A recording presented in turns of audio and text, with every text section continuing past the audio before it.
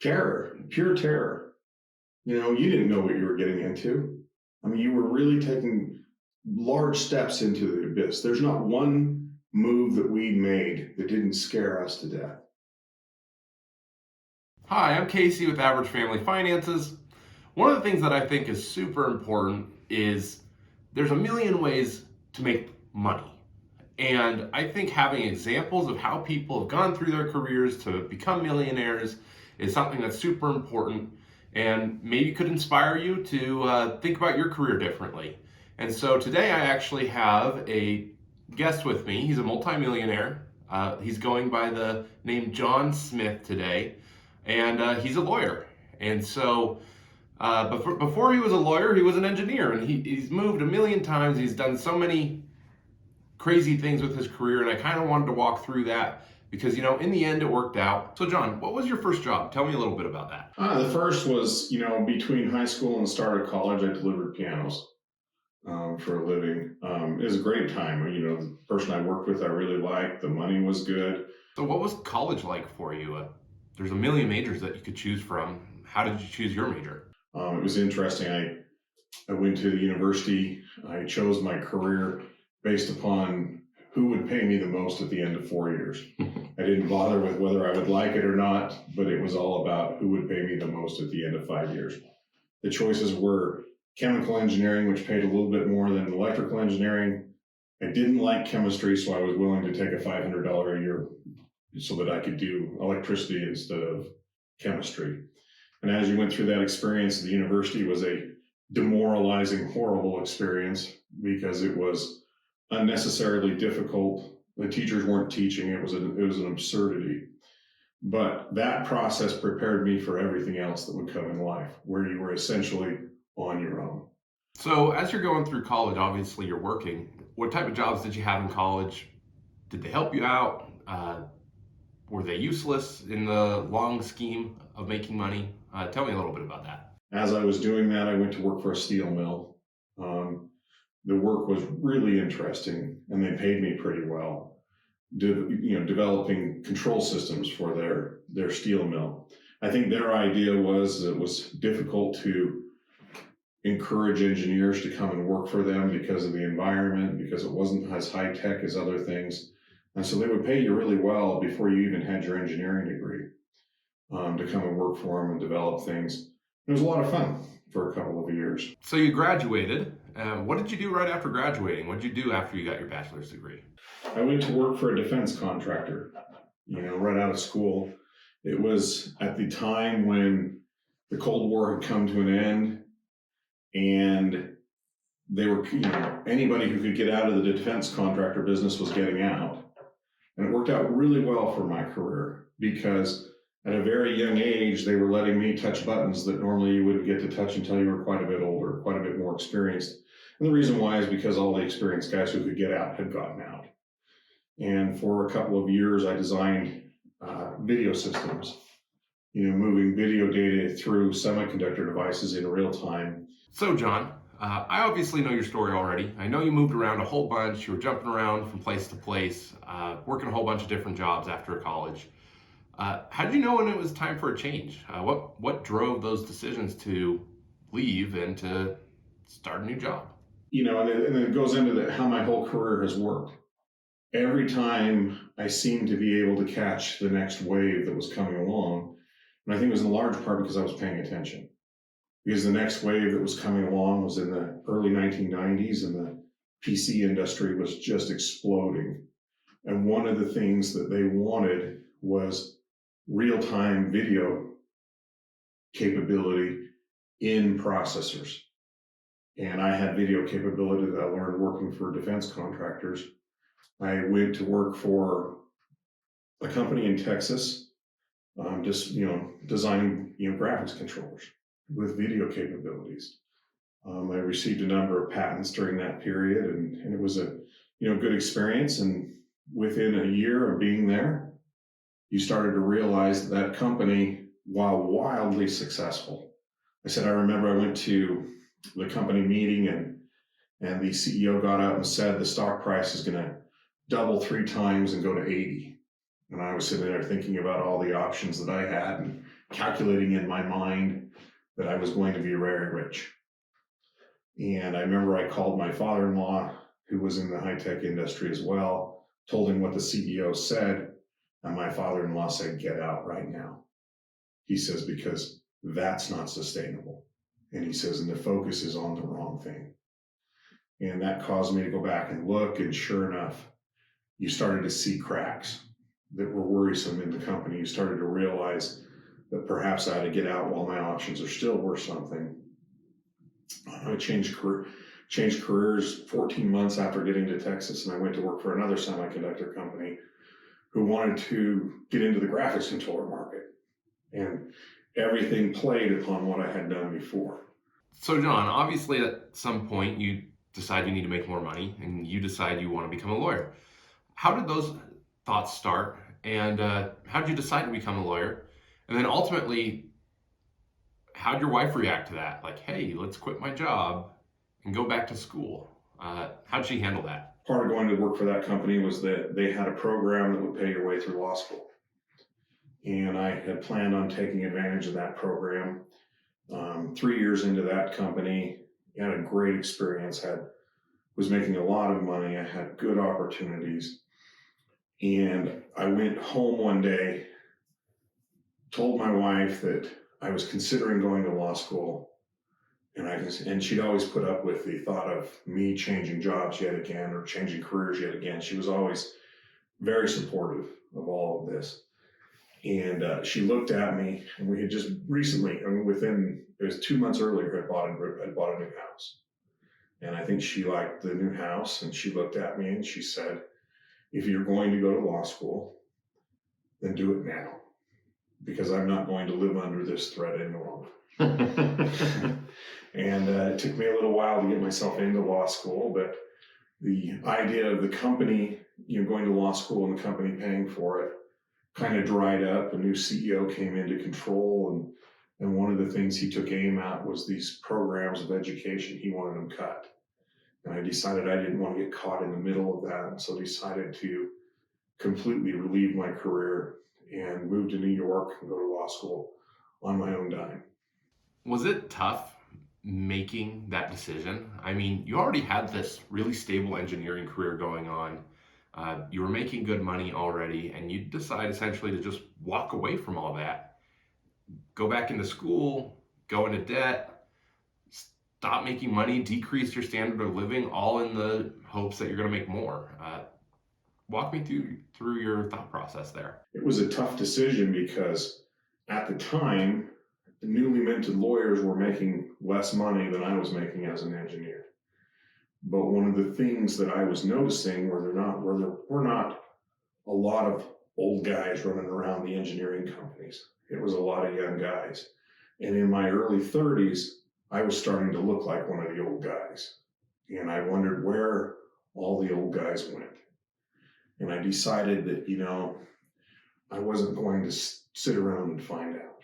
I wasn't going to be here long enough to know. So obviously you were in a little bit of a unique situation for a law student. You had 2 or 3 kids already. What was law school like with kids? That's one thing. We had 3 kids when I went to law school. And that was an absolute delight. Because for me in law school, I had a prepackaged social life. It was a great stress relief to go home and deal with my kids who were fun to be around and my spouse who was fun to be around. And it was just a great experience. So what happened after law school? You graduate law school, then what? I got out of law school, and 6 months into my career, I was working, 80 and 90-hour weeks. And I remember coming home very late one night after my kids had gone to bed, sitting on the couch with my wife, and I asked her, "What the hell have we done to ourselves?" And I said, and my wife was, truly the great support system in my whole life, pointed out that every time we've made these big choices and every time we've made these big moves, 3 to 6 months after we made this big move, you would always say, "What the hell have we done to ourselves?" And a year later, we would look back and realize truly the greatest move we had ever made to that point. And sure enough, that's what happened. You know, about a year into my career there, I was seeing the light at the end of the tunnel. The money was starting to flow in like water. So at some point you decide, hey, I want to set out and do this on my own. When did you decide that? When did you decide to start your own law firm? And how did that go down? Came to the point that I realized that I didn't work and play well with others. And so I decided that I would jump out with two of the partners in the firm that I was working for when we started our own firm.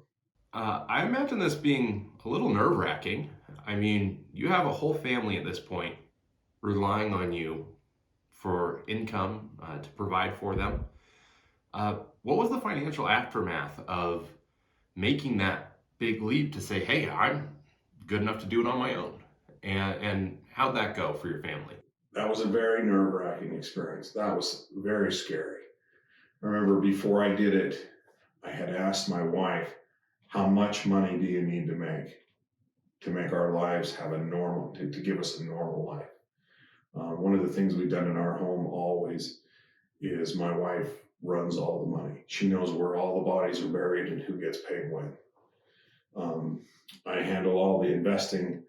She handles all of the things. I said, if she were to die, I would have a hard time paying the water bill. Yeah, the budgeting and the bill paying and all Budgeting that and stuff. bill paying. And so I had gone home to her and I'd asked her, how much money do I have to bring in for you to maintain a normal life for us? And we had that point had 4 kids. And she gave me a number and I said, we can do that. And I walked into work the next day and quit. I told my wife it would be within the next 6 months that we would quit. I walked into work the next day.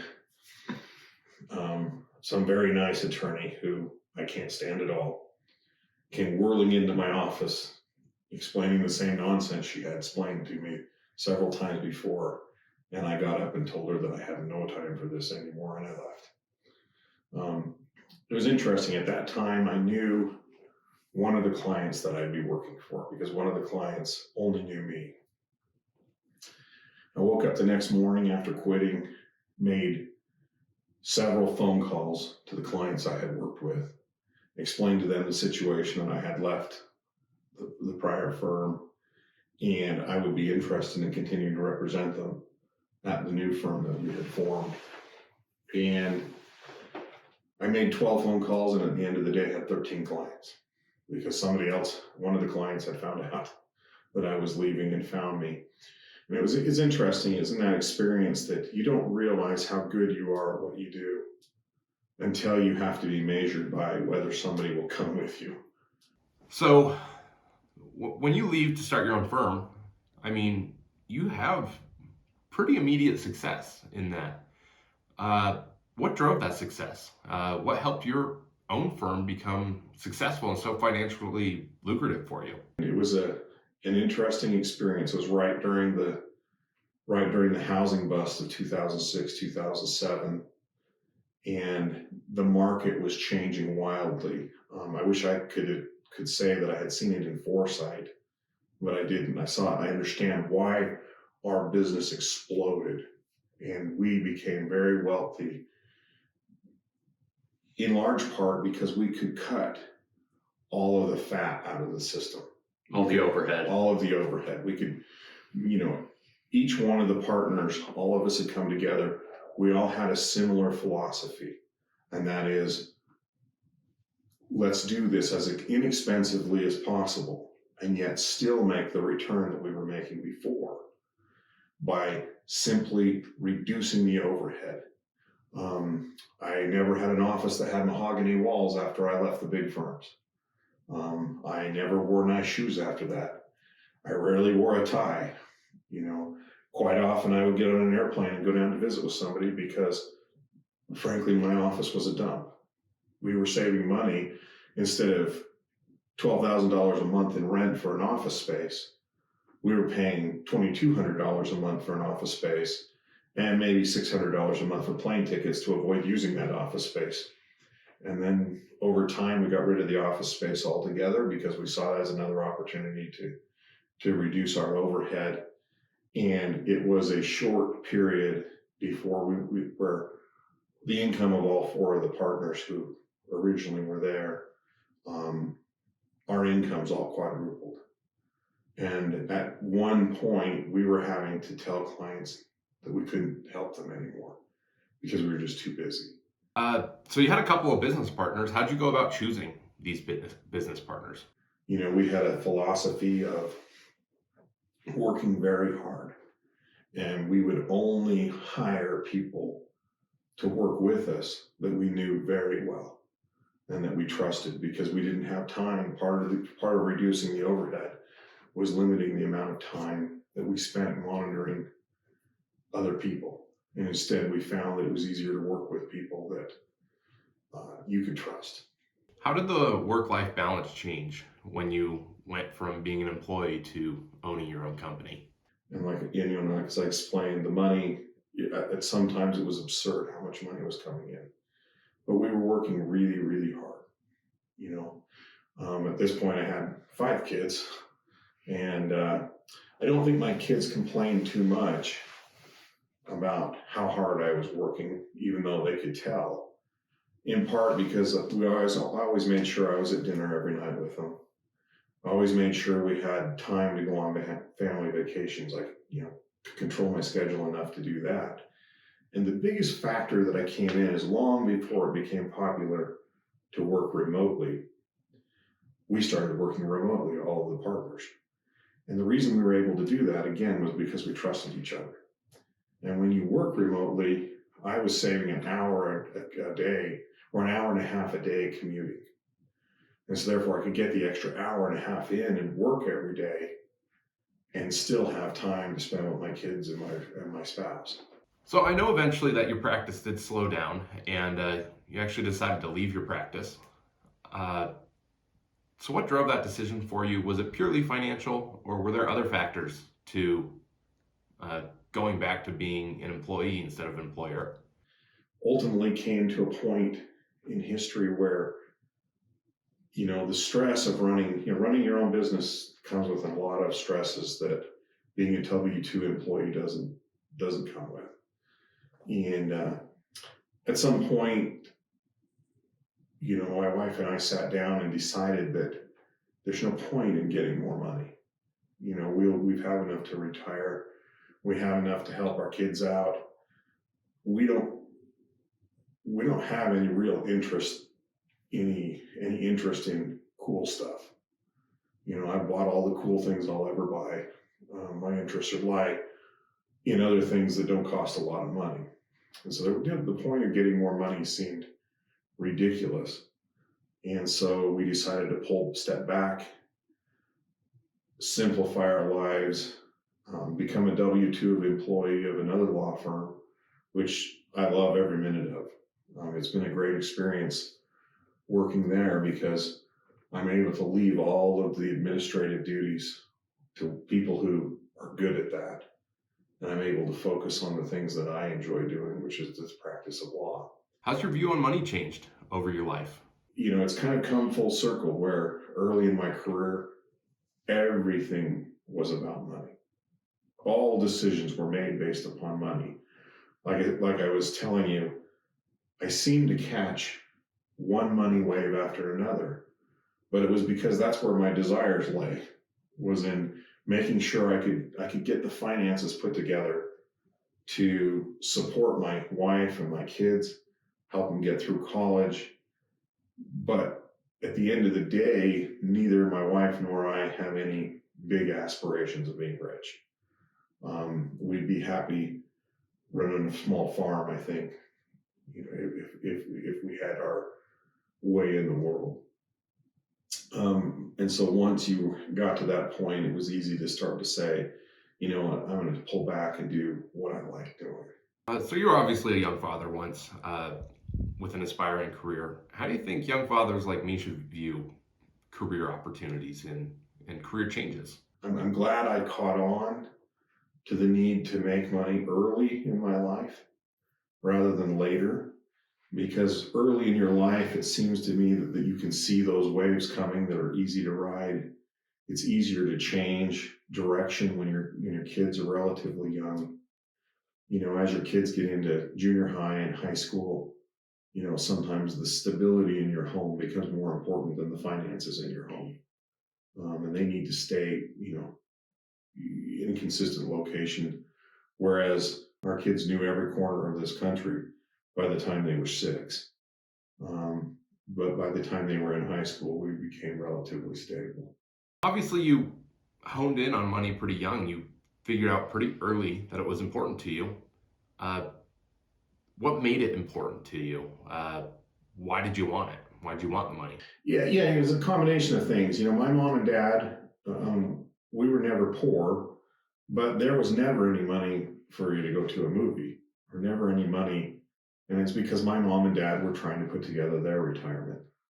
And my mom and dad were very frugal. I grew up in a great situation.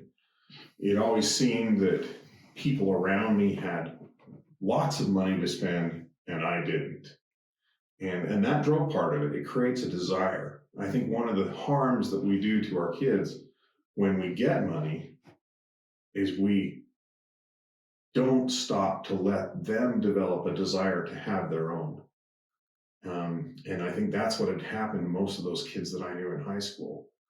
They never developed that desire. Me, all I wanted was money, And I remember I grew up in a college town back in the days before student loans flowed like water.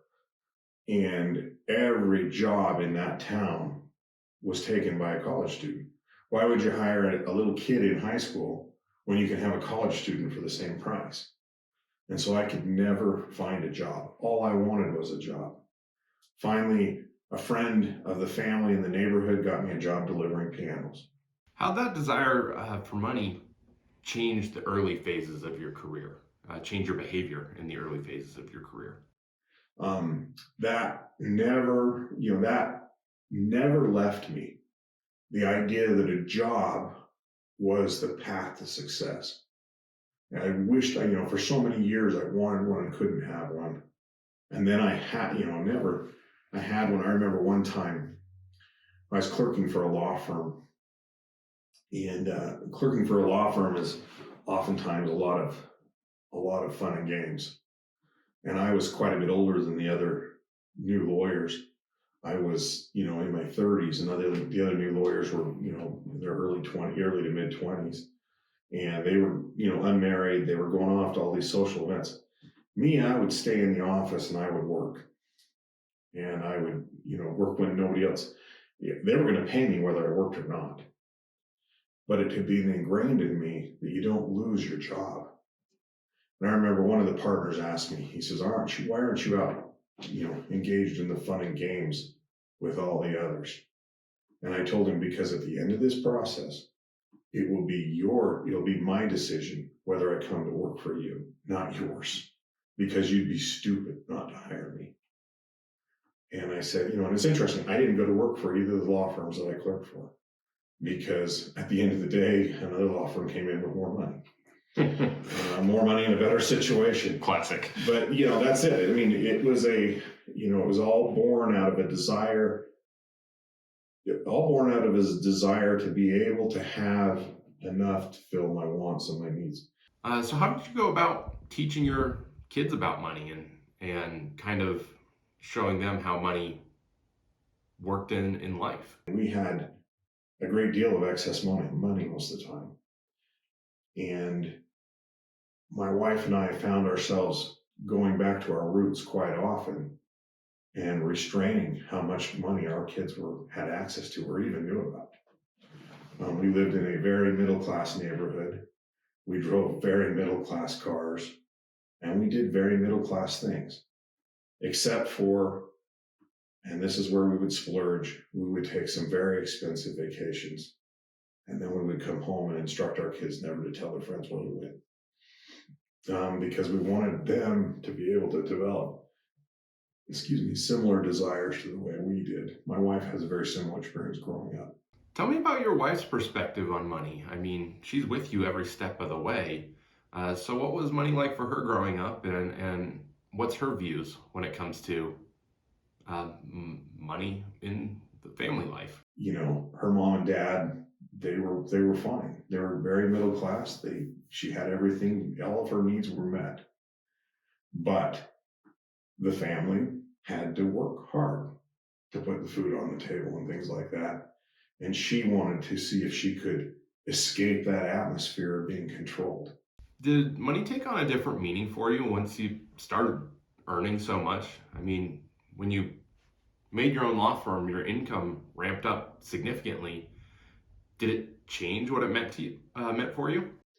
I remember the first law job I had, my salary went from $65,000 a year to about $150,000 a year in 1 year. And I remember it hit me what that, back then, back in the days that was going on, $150,000 was a lot of money. And I remember it hit me that at $150,000, my employer no longer controls me. I have so much extra money coming in that I now can decide what I'm going to do and what I'm not going to do. And there's freedom that you could buy. And that's what, at the end of the day, our purchasing power bought for us was freedom. It was never a big house. It was never big cars. It was freedom. You obviously move around a whole bunch. You're changing jobs frequently. You go to law school. I mean, you made a lot of big decisions. How did your wife react to these decisions? Because that's a huge part of it, is like having that support system. You're changing her life dramatically every single time that you do this. Walk me through her reaction and how that would go in your homes when you said, hey, I want to change this about our lives. Terror, pure terror. You didn't know what you were getting into. I mean, you were really taking large steps into the abyss. There's not one move that we made that didn't scare us to death. And there's not one of those moves that we made that didn't work out great. It's interesting. The first move that we made, I had gotten married to my wife in June, and we had planned to stay at the university. We're both going to the same university and finish our degrees, within 2 years. And then we would go out and get a job. We would buy a house. We would build a white picket fence. We would, do this, that, and the other thing. And that's how life would go. And 3 months after getting married, I'm back in school. My wife's back in school. IBM came to the university to interview summer students or summer interns. I thought, why not? I'll go interview. And I got 3 different job offers from 3 different locations in IBM. I selected the best one. And the whole process was moving so fast that I think my wife fully expected it to fall through. So therefore she wasn't going to complain about it. She was just going to let it fall through. It worked out just the opposite. We did wonderfully. We got the job, and the next thing you know, we're moving to Minnesota in the middle of the winter. And you're driving into Minnesota in, early January. It's below zero. There's piles of, 2 feet of snow. 2 feet of snow Yeah. piled up, week-old snow, on both sides of the road. You feel to some degree that you have just driven into hell. Except for it's cold, not hot. I imagine Right. it's hot, but and she's right there with me. And this upset her college degree. It meant that she had to take classes while we were in Minnesota, back when remote learning was a very early stages, and it was kind of difficult. New concept. A new concept. But what we had done was we had decided that, the original plan was to get through college, both of us to get through college at about the same time. And that wasn't going to change simply because we had a career opportunity. And so she took that opportunity. At the same time, she went to work in Minnesota for a school while I worked at IBM. And we had a great time. That's where all of our conversations are supported by that first experience, where it was something so different than we had ever planned. It was nothing. To say my life was planned is an absurdity. My life is never known to me more than 2-3 months in advance. And we would change direction quite often about that fast. Other times, when we moved to Texas, we had just gotten done building a new house. And it was a really nice house. We built it ourselves. I really liked it. I liked the lot that it was on. And I walked home to my wife one night and said, we need to move to Texas. I've got a job opportunity doing this. It's only a little bit more money than I'm being paid now, but it has potentials that are so much bigger than what we're looking at. What were some of the tougher situations from your career, and how did you handle those tough situations? Like I said, the fear in that one was enormous because we were going to have to sell a house. We're going to have to move thousands of miles away. We didn't know anybody in Texas. And we went through it. Shortly after I had told them that, yeah, I think I'm going to accept the job, I found out that my wife was pregnant with our second baby. Back in the day when insurance didn't transfer very well between companies and you had, it's created some potential insurance problems. I decided unilaterally that we're not going to take this job because I don't want to put my wife into that situation. I called the employer and ran into a man who was about as insightful as anybody I'd ever met in my life. And he simply said to me, do you want to work here or not? And I said, I'd love to. I can't. I have a family to worry about. My wife's health is too important to me, so I can't. And he said to me, well, if I can solve that problem, would you still come? And I said, how do you solve it? And he went about figuring out how to get insurance benefits that would cover me through the transition period. And, I went home to my wife, I explained it to her, and surprisingly, she was very happy to move. She had the similar feelings of we need to do this. We need to move our family forward. I think a lot of people have fear when it comes to making a big job change or a big career change, a financial transition of some sort. How did you guys handle that in your home? Every job move we ever made and every career change we ever made was always attended by a great deal of fear. What overcame the fear in every case was the fact that the family had goals. And the goals, you could see that the move fit well within well with how that goal would be satisfied. It wasn't what you planned. It didn't look like the piece you were looking for, but by the time you looked at it, both of us were seeing the same thing, that this fits the need. Is that your scariest move, the Texas one? Because in my mind, going to law school was scarier. You're getting rid of your income, you're taking on debt, all in the hopes of earning more. But you've kind of conveyed to me that Texas was scarier than that, because you have a successful career already, and you decide not only to basically stop making that money, but also to take on significant debt at the same time, and basically put the money making on hold for 3 years. So yeah. Was that more intimidating or were you more experienced at that point? That was the reason. By that point, we had done this 5 or 6 times. We knew that feeling of fear, and we knew that every time that feeling of fear had hit us, that within a year, there was a wild success that had come. And so the feeling of fear, it was almost like Pavlov's dog.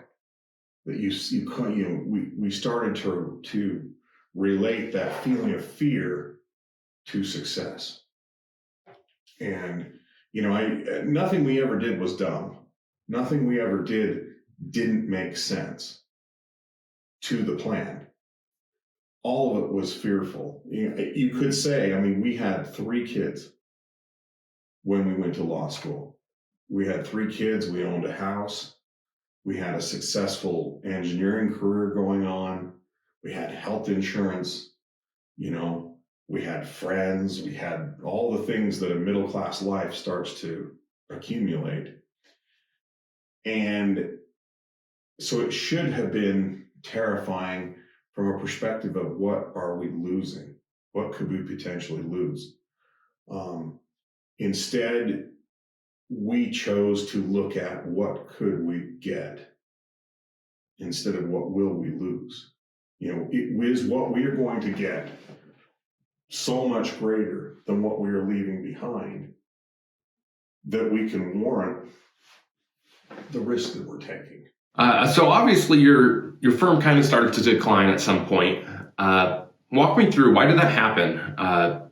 Your income started dropping and you essentially lost a good portion of your job for a few years. Why'd that happen? Walk me through that. And also walk me through the goals, because I'm assuming when you were making, $1 million a year, you had aspirations of, being a 5 or a 10 millionaire. And obviously you didn't hit those goals because your income started to decline. Was that hard for you to come to terms with that? Yeah, it was interesting. And it happened to a couple of our partners at the same time. So it made it was a double hit. It didn't just happen to me, it happened to other ones. But I was moving along. I think we were making a 7-figure salary at that time every year. And I had great clients, people I really like working with, frankly, people I still like. They're just nice people. And 2 of the biggest mergers in the world happened that year. And it happened to be 2 of my clients. And it happened to be that in both cases, the in-house attorneys didn't make it through the merger. And instead, the in-house attorneys for the other side of the merger came in. That's not good for you as an outside counsel when your in-house guy just got fired or let go or moved to another position. But they just stopped sending me work. And so I went from a 7-figure salary down to I think even at one point we were below a 6-figure salary. And that happened in the course of like 6 months. It takes you, it's interesting, even though it wasn't outside of our plan. We'd already hit from a financial standpoint where we had ever hoped to be. It takes it's an impact on your ego for one thing, because all of a sudden I'm, unfortunately and probably a bit embarrassingly, I used to measure myself based upon how big my W-2 look, or whatever the form of Your 1099. 1099. There you go. It is. The number on my 1099 used to define who I was. Yeah, the bigger your income, the better you are. The bigger my income, I must be really smart. Which is an absolute fallacy, because I've met a lot of people that make a lot of money and they're not very smart. I got the opportunity to learn that your income and who you are can't ever be closely associated. Your self-worth has to be separate from your income. I live on a little mini farm, and so I became a farmer. So what were some of your biggest personal finance mistakes? I think learning that one, you can recover from those, and 2, that even millionaires make those mistakes, I think is really important for people who might be interested in this. So what were some of those mistakes, and how'd you recover from them? Yeah, well, it starts, the first significant money mistake was when my wife and I graduated from college. We had $500. And so we went and bought ourselves camping equipment, not thinking that neither of us really particularly liked to camp. And so all of our money that we could, and then shortly thereafter, we are in a car dealership trying to buy a new car because our old car was on the fritz, and we needed we now needed 2 cars because my wife and I were going 2 different directions. And I didn't have money for a down payment. I had to borrow $100 from my dad. So that starts the money mistakes. The money mistakes are relatively small and relatively frequent. Right now, I live in a house that's stuffed with cool stuff. And I wish I didn't own any of it. I wish I had never bought 90% of it. And as I look at all these things that I bought over the years, I think to myself, what would I give to have the money from that and to have just left that money in some investment that was returning something to me every year rather than me storing it? One of the experiences I think most people go through in life is that sometime in your 40s, your interest in buying stuff declines. You come to your senses about what's important on this earth, and stuff's not very interesting. Stuff just has to be stored and taken care of, and so on and so forth.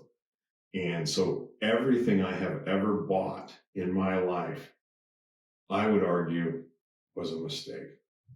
It's interesting, during the housing bust, I got on the wrong side of an investment, and we lost several $100,000, which was significant at that time.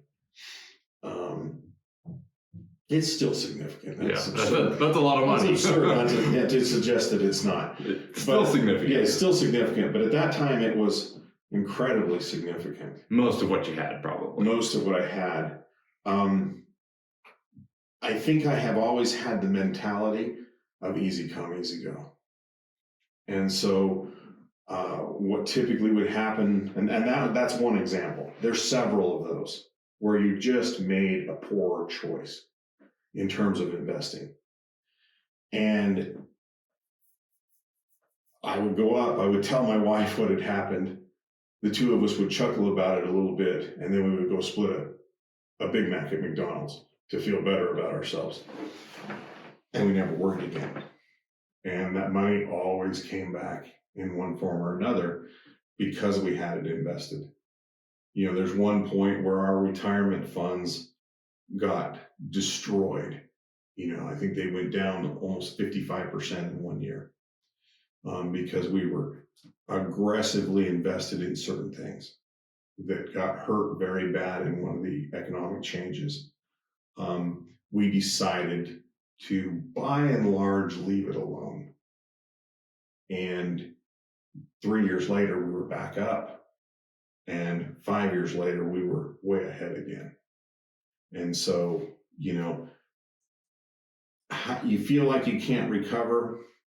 Sometimes the best thing to do is go stand on the porch and look at a bright sunny day and realize, just give it time. Well, I mean, life moves on, right? Life moves on. It all gets fixed. Crying over the spilt milk's not going to help you at all. You learn from it. Right. You try not to spill the milk as hard next time, even though you do.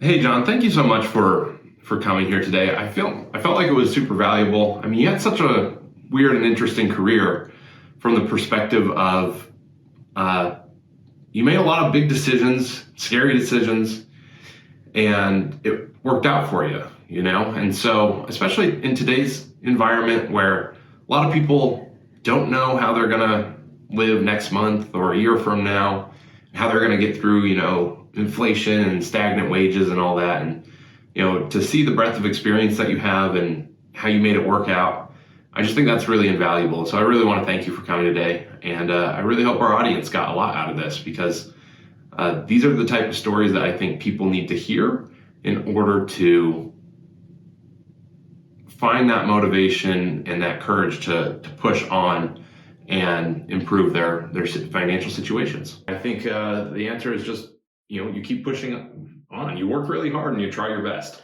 Well, and you recognize that everything's cyclical. What is terrible today will be great tomorrow.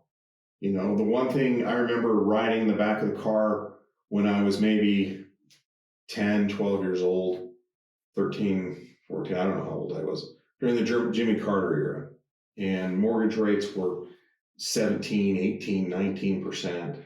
Home prices were exploding. It makes what we've seen recently look like child's play. And I remember my mom lamenting to my dad that our kids will never be able to afford to be in homes. And, my mom and dad, the conversation starts with, wow, our house has tripled in price in the last 2 years. And my mom, explaining as part of the conversation that may be good for us, but our kids won't be able to get into homes. And I never had any problem getting into a home. You know, by 1990, when I was buying my first house, it was pretty easy, I thought. It worked itself out. It had worked itself out. The markets worked themselves out. Jobs work themselves out. I found that oftentimes one of the great things that happens in your life is a very discouraging event. You know, I remember one time I did some legal work for a client, and the partner who was in charge of that legal work was very upset about how poorly I had done it. And the reason I had done it poorly was because I got some misinformation from a middleman. And the middleman, who's actually a good friend of mine, and I've never hold it against him, and told me something that just wasn't right. And then after the turd started flowing downhill from the partner, he came into my office and said, "Partner X, he's on the warpath. He wants you fired."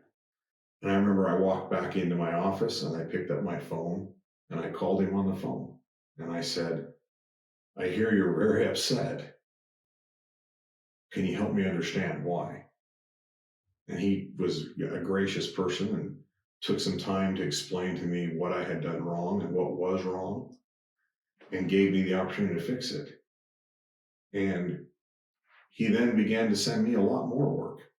And so what started as a terrible career-ending experience turned into one of the great career-building experiences that I had. And the reason why is you just didn't let it get to you. You didn't let the fear of failure stop you from saying, "Hold on for a minute, let's get this fixed." Yeah, and I feel like the whole career is just built on, it comes back to hard work and intelligence, right? You work hard and you learn new stuff and you get really good at that stuff, you're going to find money somewhere. And this is it. If you find something which has economic value, that's the first thing. You know, the first I told each of my kids as they went to college that I will help you through college.